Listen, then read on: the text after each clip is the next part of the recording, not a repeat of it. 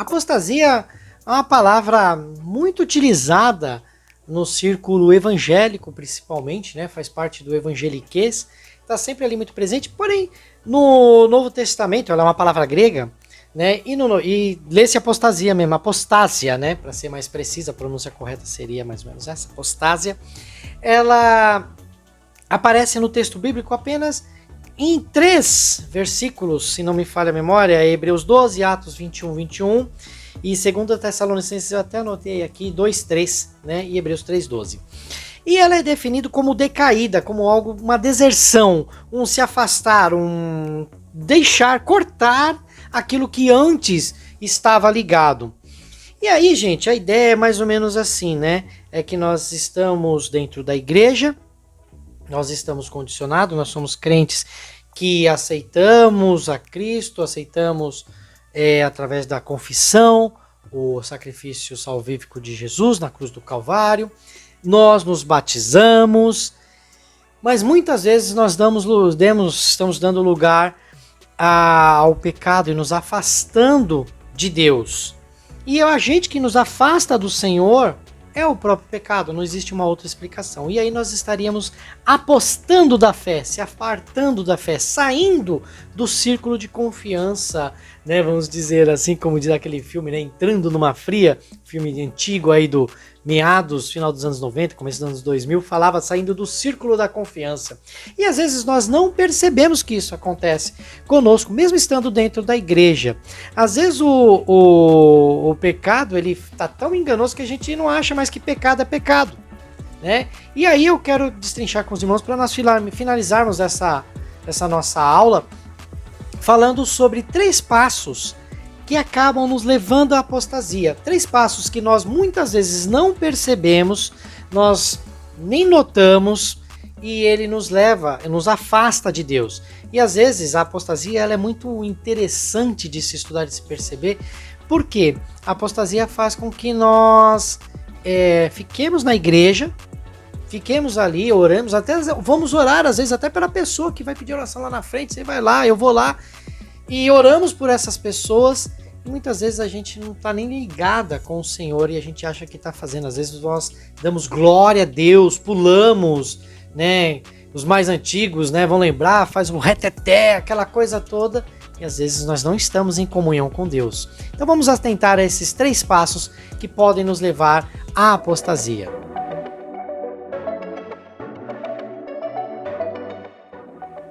O primeiro passo, não necessariamente, tá, meus irmãos, existe uma ordem aqui, foi algo que eu elenquei, né, no estudo aqui da palavra, talvez você veja alguns outros mais e você pode enriquecer essa aula também, falando sobre outros passos, mas o primeiro passo que nós podemos perceber que pode nos levar à apostasia é a falta de fé. O crente, ele deixa, quando eu digo falta de fé, a fé é algo interessante, né, porque ela tem vários módulos, várias definições, mas a fé que nós estamos falando aqui é você deixar de levar a sério as verdades e as exortações da palavra de Deus. A verdadeira revelação, que é a Bíblia. Nós estudamos isso na nossa primeira aula presencial, no nosso primeiro vídeo. Basta você procurar aí no YouTube, se caso você não lembra, ou caso você não tenha visto no YouTube, tem aí essa aula. Eu vou até deixar aqui na descrição, tá? Você já pode ver, ela tá já aparecendo aí para você, essa nossa primeira aula, que fala sobre a Bíblia e o que ela é, o que ela representa para nós cristãos. A Bíblia, a palavra de Deus, a Bíblia, a revelação inspirada de Deus de maneira verbal e plenária, né? Nós até falamos assim, como o pecado, a depravação é total, a Bíblia, em toda a sua essência, ela é plenária, ela é total para converter o homem, para consertar a vida do homem aí, né? Então o que acontece? A Bíblia, obviamente, desde que ela é lida mediante o estudo, né, sendo baseado dentro dos preceitos de uma cosmovisão cristã.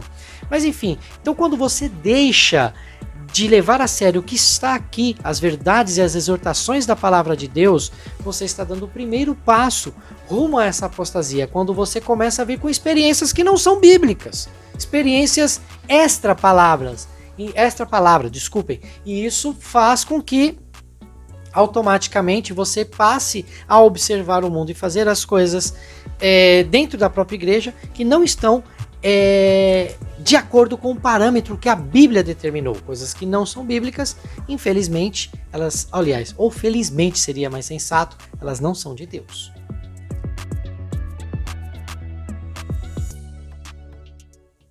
Então, como nós falamos da falta de fé, né, se afastar das exortações bíblicas daquilo que não é de Deus, isso quer dizer que a cosmovisão daquele que toma esse primeiro fato da falta de fé, ele, teoricamente, né, ou, aliás, na prática, ele não está com uma cosmovisão bíblica, uma cosmovisão sem fundamento. É uma cosmovisão que não é de Deus. As verdades bíblicas não fazem parte da vida do cristão, ou seja, se ele não lê a palavra, se ele não segue os preceitos bíblicos, ele não está sendo um bom cristão, não faz parte da vida dele a verdade revelada. Nós temos cristãos, temos irmãos em Cristo que eles se preocupam mais em agradar ao pastor, em agradar ao irmão X, ao irmão Y, do que agradar a Deus. Ele prefere seguir as verdades que ele viu no YouTube ou práticas que são extra-bíblicas, práticas que não têm nada a ver, que não estão escritas na Bíblia, que não foram reveladas através da palavra, simplesmente porque ele acha que é legal, ele acha que é bacana. E aí ele vai tendo isso, ele fala, poxa, é uma coisa boa, é de Deus. E não é, porque não está de acordo com a palavra. Às vezes ele faz as práticas porque ele acha que simplesmente, se o pastor estiver olhando, estiver vendo, beleza, eu tô numa boa, tô numa nice com o meu pastor e a coisa vai acontecer. Mas não, meu amado irmão, minha amada irmã, nós devemos fazer, em primeiro de tudo, as coisas para agradar a Deus e de acordo com a sua palavra. Então, se você chegou até esse ponto do vídeo, se você não desligou o seu celular, o seu computador, se você não ficou com raiva do irmão Sandro, porque falar sobre a queda é algo realmente duro, é algo realmente pesado até para nós mesmos que estamos estudando, porque nós nos confrontamos com N coisas que nós fazemos de errado também. Eu até brinco na minha aula presencial, brinco não, falo uma verdade, eu sou mais pecador de todos os homens, eu oro a Deus, peço perdão e olho e vejo quão miserável eu sou e quão carente eu sou da graça de Deus na minha vida, e quando nós estudamos isso, nós também verificamos isso. Mas se você chegou até aqui, se aproxime de Deus. Não deixe que o afastamento e a falta de fé com relação à palavra do Senhor paulatinamente te tire da presença de Cristo. Se aproxime de Deus através da oração e do estudo da palavra. O Senhor Jesus, ele é muito enfático quando ele diz assim: erramos porque nós não conhecemos as Escrituras e nem tampouco o poder de Deus. Conhecer as Escrituras é conhecer aquilo que Deus revelou para nós, os homens. Não estou falando da revelação individual, do tratar de Deus no particular com cada irmão, mas esse tratar particular, ele é uma revelação pessoal, é você e Deus, e não é doutrina bíblica, não serve para você apaziguar com os outros irmãos. Temos irmãos aí que estão procurando, até costumo dizer, né, a paz interior, como lá no desenho do Kung Fu Panda, né? Aquela coisa, a paz interior, mas a paz que esses irmãos estão procurando, fazendo práticas extras e N situações que não são bíblicas, e nem convém aqui entrar nesse estudo, o estudo de quebra de maldição hereditária. Nós podemos falar num outro ponto, né, sobre as maldições que, né, supostamente estariam no cristão. Isso nós falamos de um outro momento, mas a paz que excede todo entendimento, o shalom de Deus, não é só ausência de guerra, mas é a paz que transborda, é a paz que muda a sua vida, ela vem de Deus. Não é uma busca sua, porque se olharmos para nós não vamos encontrar muita coisa boa não. Tá? Não vamos encontrar umas coisas meio tabajara, né? Mas se olharmos para Cristo e pedirmos para que Ele transforme o nosso coração, aí a coisa muda de figura.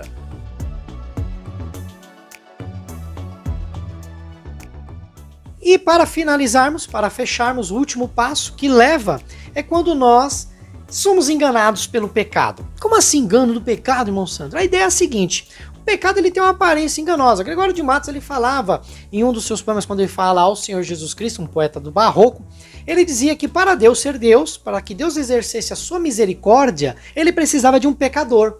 E aí o pecador pecava e Deus ia lá e perdoava e exercia o poder da sua graça. Então Deus só seria Deus mediante um pecador. Olha o engano do pecado. Deus, ele não quer um pecador. Deus, ele quer salvar esse pecador, né? Porque Deus não tem prazer no pecado. Ele ama o pecador, mas não tem prazer no pecado, não. Então ele salva o pecador e o pecador deixa de fazer as suas práticas erradas, porque acontece o arrependimento. Porém, o que é que acontece na igreja? Quando estou dizendo igreja, não estou dizendo somente a igreja, mas estou dizendo a igreja no seu âmbito global, né, do termo grego católica, né? Esse é o termo grego para universal, para a igreja, né, na sua totalidade. É o quê? Que a pessoa se torna tolerante ao pecado. Hoje mesmo nós temos situações que não são bíblicas, situações que são condenadas pelas escrituras e que muitas vezes nós nos tornamos tolerantes com elas e nós deixamos de falar e de mostrar. Nós deixamos de falar em situações, como nós falamos a questão da própria estrutura do casamento, de estruturas que Deus deixou lá na criação e que nós damos aquele jeitinho e falamos, isso não tem problema, e não, pode deixar passar. Não! Nós não devemos ser tolerantes com o pecado. E muitas vezes nós estamos agindo dessa forma. Na maioria das vezes nós agimos dessa forma. Não, mas eu respeito tal situação. Respeitar é uma coisa, mas a sua opinião e a minha opinião tem que estar embasada nas escrituras. Nós não devemos amar a iniquidade. Nós devemos odiar a iniquidade e amar a retidão. E essa retidão, ela é revelada aqui. Então, para uma cosmovisão cristã, nós percebemos que existe a questão da criação, entender a criação, em quem nós somos, qual o nosso papel diante da criação de Deus, que existe o pecado e que ele está aí fora, ele está também dentro da igreja, ele está muitas vezes dentro do nosso coração e nós devemos entender e pedir, clamar para que o Espírito Santo de Deus venha nos purificar. E isso é aquela ideia que nós vamos estudar na nossa próxima aula, que é a redenção que há em Cristo Jesus.